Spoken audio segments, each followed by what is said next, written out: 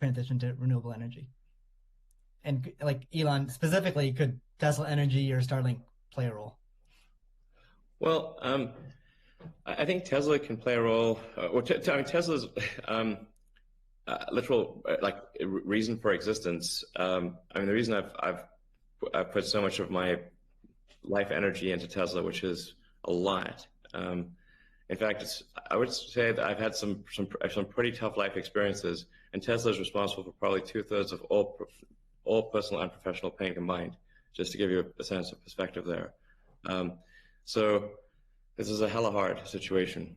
But we do solar, commercial solar, solar retrofit, as well as the solar roof, and we make consumer battery packs called Powerwall for houses and small businesses, and then the utility scale, which are gigantic. We've done now a number of gigawatt-hour installations. That's a lot. That's a lot. And a lot of them actually have been for load leveling the grid. Mostly they are, and combined with the first really big one we did, which is 100 megawatt installation in Australia.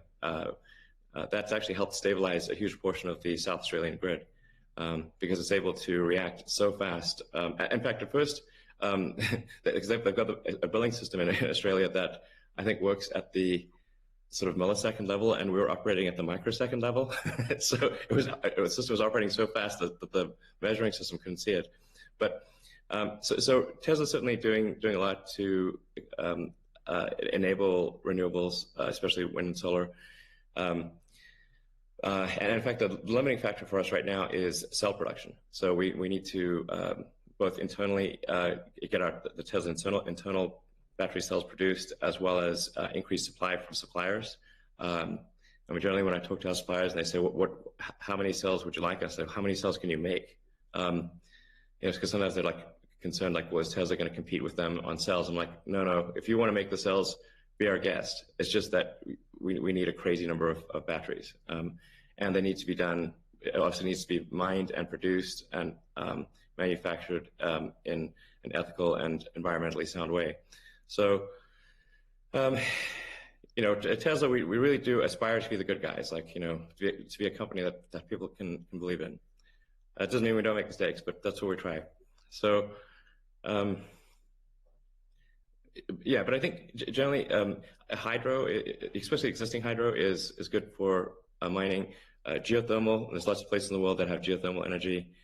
Like I said, nuclear is also good.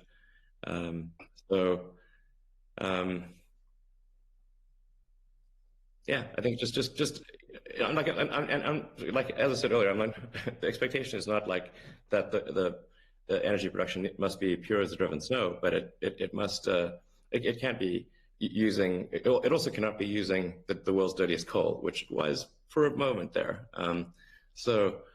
That's just difficult for Tesla to support in that situation. So I think, but I do think long-term renewable energy will actually be the cheapest form of energy. It just doesn't happen overnight.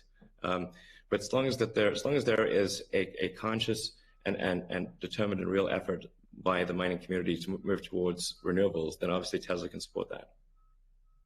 That's great.